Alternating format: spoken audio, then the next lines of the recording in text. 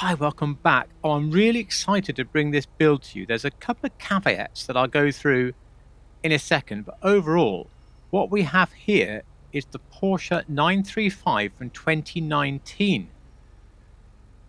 I'll put real pictures on the screen, of course, although I'm recording this live. But in 2019, Porsche took the GT2 RS, which we've already done a build of actually, this sort of 700 horsepower or so, sort of hyper end of the 991 Porsche 911s,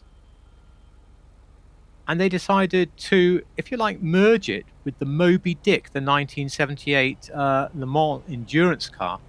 So take that 992, don't add any weight to it, but add the huge long tail and stuff to that car, and for it to have the very distinctive Martini livery. Well, I thought we couldn't build this car because we didn't have the livery. And then a couple of people, one on PS5, one on PC, said to me, well, there is the unreleased Air Hurler livery, and we can sell you the car. Well, adrianxiety on PC sold me the car, but both he and LAC Greenlight on PS2 are happy to sell this car to you, as am I. So if you're on PC or if you're on PS5, you have a route to buying this car as it is, which of course means you get the livery. So that is really great. Now, I don't know anybody on Xbox who's got this livery, but I bet there is somebody. So if you're watching this and you're happy to sell this car to any viewers or subscribers to this channel, I would so appreciate that. I know that they would as well. So yeah, that's the caveat. Not my build.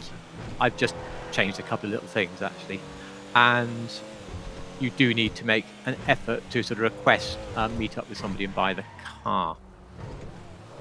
There is another caveat, I suppose, that we don't have the wild bodywork on this car that is fully required, but the mods that have already been done to it really do help evoke it, and the fact you park it backwards into your garage is also a help. So let's get it into the workshop and go through the car. And by the way, I'm not going to be changing this car, it's going to stay just like this. Armor, bulletproof tyres, all that's up to you. It's all maxed out on this one, was when I bought it in fact. On the front bumpers here, this is I think about the only meaningful change I made in fact, was to go with the endurance bumper. And the reason is, yes, it would be nice if this piece here was a little smaller, but you get these driving lights in here which are on the real car, and they do work as well when you're driving along at night. Because you've got no headlights here, you can turn those on and actually have some lights, which is pretty cool. So I've got an endurance bumper on there on the front.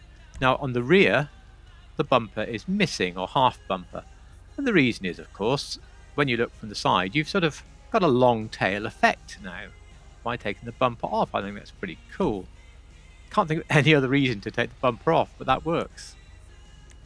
Onto the exhaust, I don't really think it quite matters which of these turbo exhausts you take, but I think 2, which was on there, is better because just having more of the manifold gives more bodywork, if you like, down there. So turbo exhaust 2.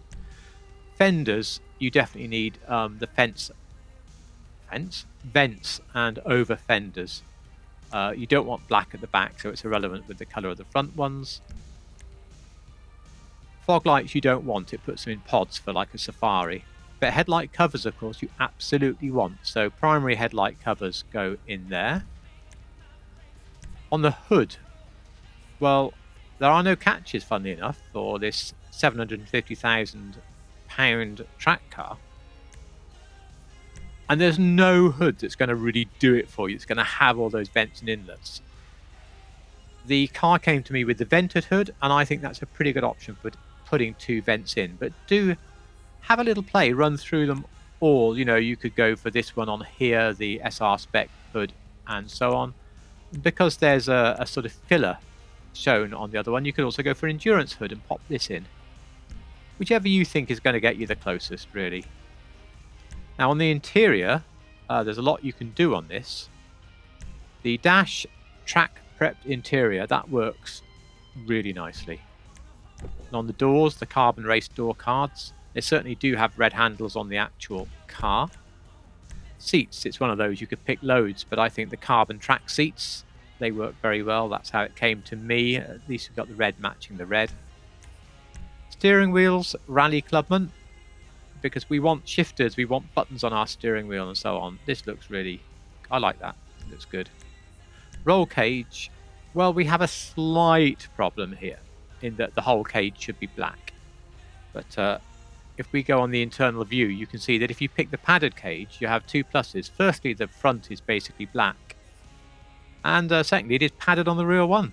So padded full roll cage. On the lights here, it's come to me with xenons, but I noticed when I drove this at night that these are quite blue, so I think I'll put it back to stock and hope that these go a little bit whiter. For the livery, well, I better not start fiddling around in this section too much or I'm going to lose the one I've got. The air hurler livery, that's how you're going to have to buy the car from somebody. It does not exist in my list of liveries. Plates, well, you don't have to worry. As long as you go remove front plate, well, you're not going to have a back one, are you? For the respray, this is a change I made. It came to me, I think, in some form of classic or metallic white. So I still say a classic ice white is great. The only thing that I did on this is I put on the crew white, the pure white, which will be the same white as in the livery, not that you could really tell.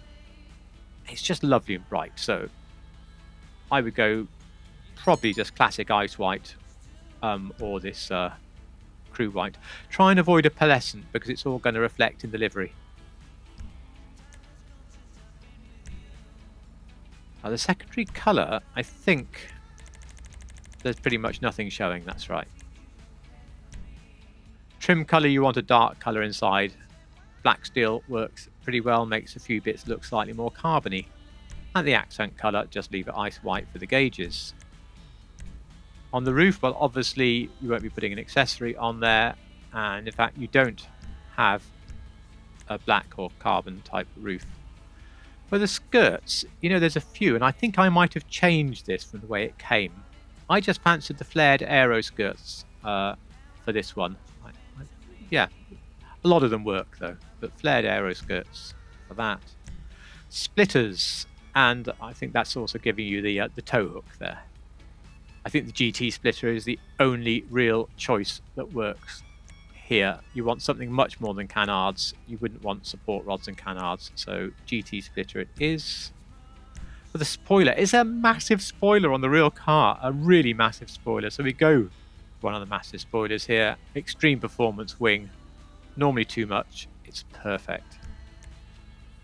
Sun strips, oh we're lucky, look at this, the Fisker one instead of the Porsche one, even in the same typeface, love it. Suspension, can I get it any lower? No, it's competition, so there you go. The no, sorry, ignore that.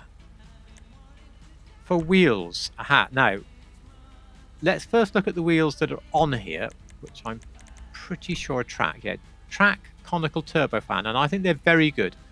They were the choice it was delivered with. My only gripe with these, of course, is the chrome around the outside. Now there is another one. Where is it? Hidden 6. This is a really viable option, is Hidden 6. Just because it goes an awful lot darker in here. However, your red piece around here is a touch smaller and you don't have the fan design. Certainly for me, it just seems to remove the tyre writing as well. So, Hidden 6 if you prefer the look and can't stand the chrome. Conical turbofan to get closer. The car was delivered to me without tyre writing. I added it. However, it is much bolder than the tyre writing on the photos I have for the car. You might think it's too much, and if you do, by all means, remove the tyre writing. Let's just take a quick look and see what we think. Whoops.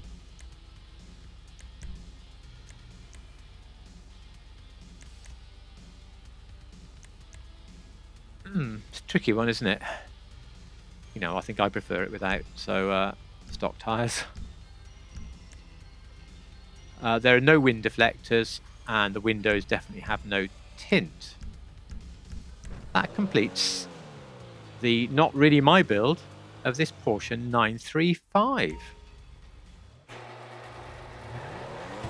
I'll leave the handles and details properly in the description for the two guys who've so generously offered to sell this car to anybody who makes contact with them. I guess you'll need to friend them and so on. As I say, on PC, I also will, if I possibly can. Oh, thanks, mate. So if you want to build this, then that is your route to getting it. I think it cost me about 1.86 million when I bought the car. And I believe it's a tuner car, isn't it? And I have the discount, so that gives you a rough idea on price. So that's going now into this Porsche collection. It's going to go where one of the 911 Cabrios was, because that has disappeared. And why have we got one more space? Well, that's because my Cayman is out being continually repainted to finish that Porsche paint to sample last episode, number 4, that has been promised for what, about a year or so now. So I am working on that one. Otherwise, this garage remains unchanged. So I hope you enjoyed this video. Thank you so much to the people who helped me out so that I could have this car in my collection. I really appreciate that. Obviously, remember to like, sub, comment, all the good stuff. And thank you so much for watching.